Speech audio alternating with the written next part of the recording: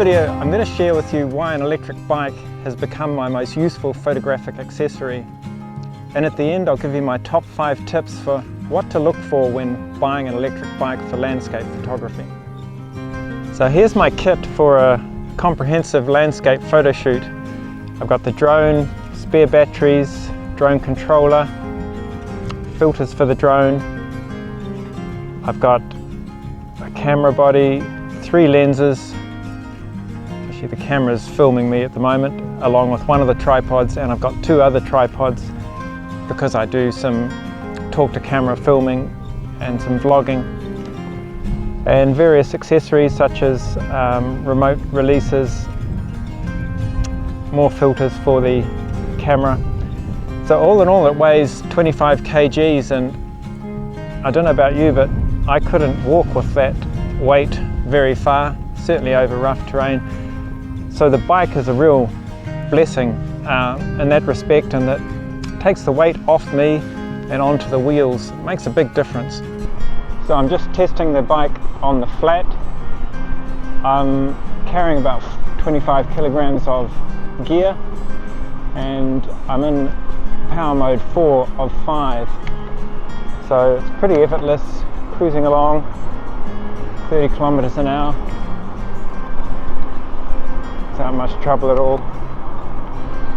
So just testing the power up a hill now.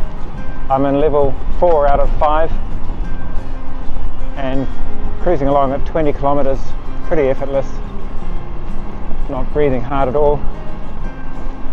Got about 25 kilograms of gear on, but if I chop that down to no power, yeah, straight away I can feel the weight. Have to chop down the gears.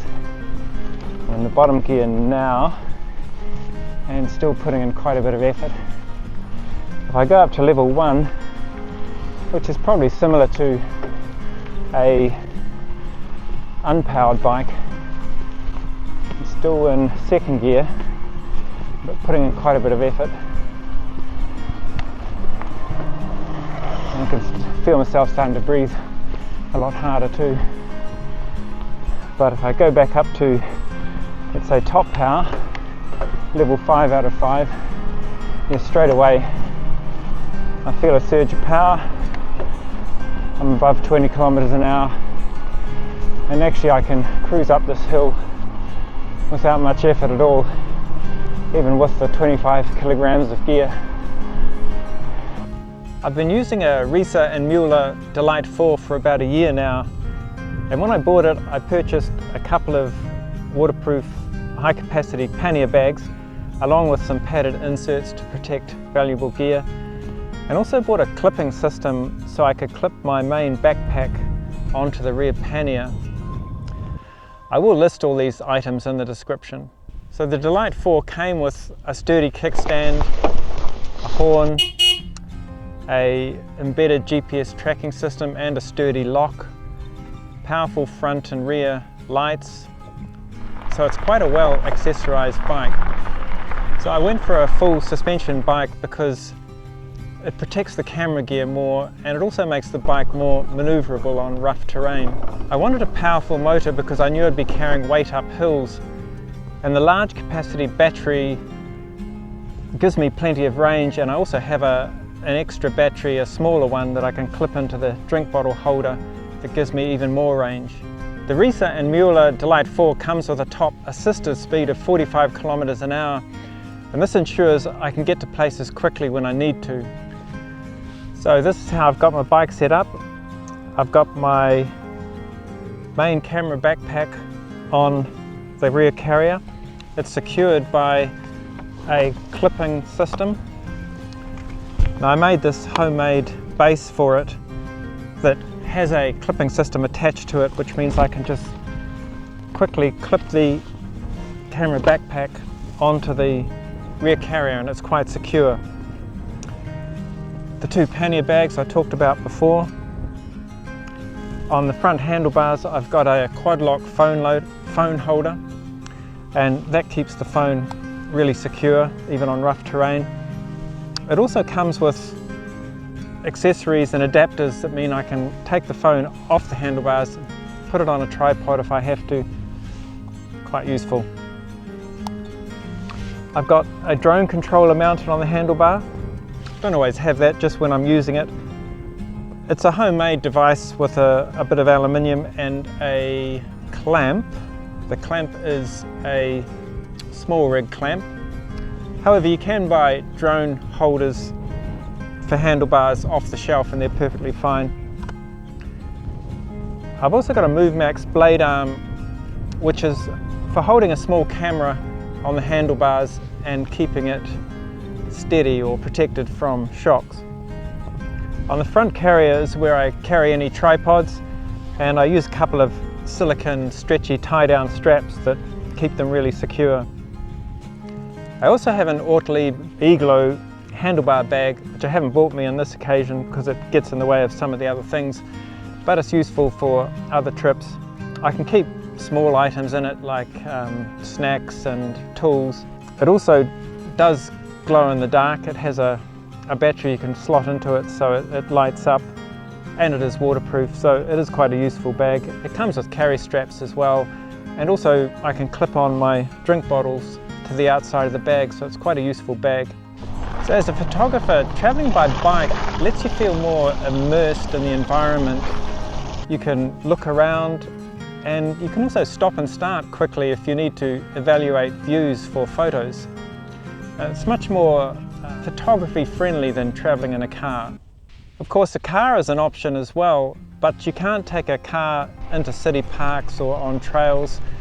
However, a car and an e-bike is a pretty good combination if you want to go further afield. I really love my bike.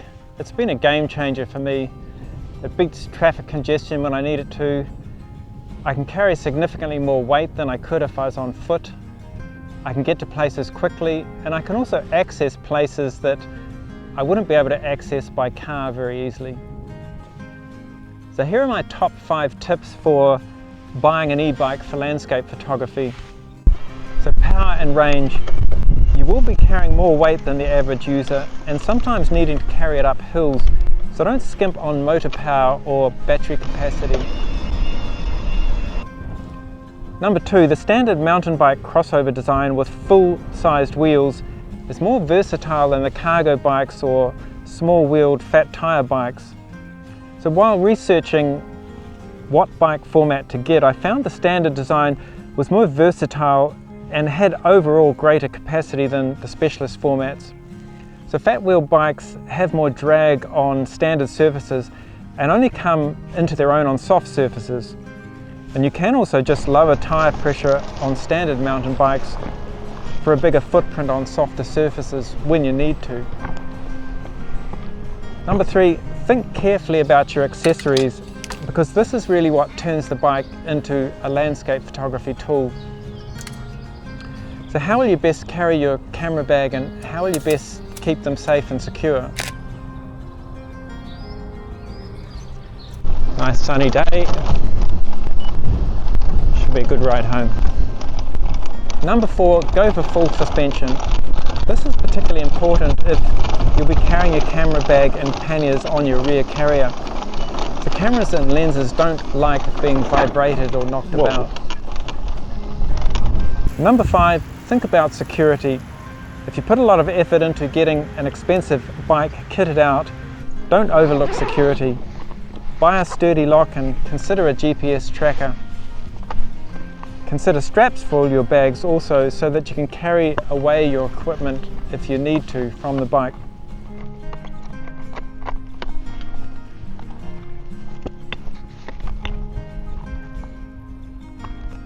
So the good thing about this camera bag that's on the carrier is I can use it as a table for changing lenses, changing cameras. Really useful that the camera bag doesn't have to be on the ground, and it's a pretty sturdy stand on this bike, so it's pretty stable as long as I'm careful to set it up on a level surface.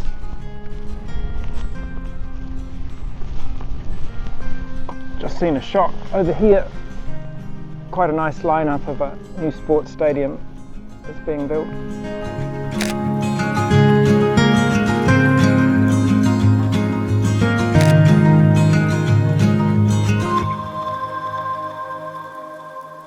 Thanks for watching. I'll see you next time.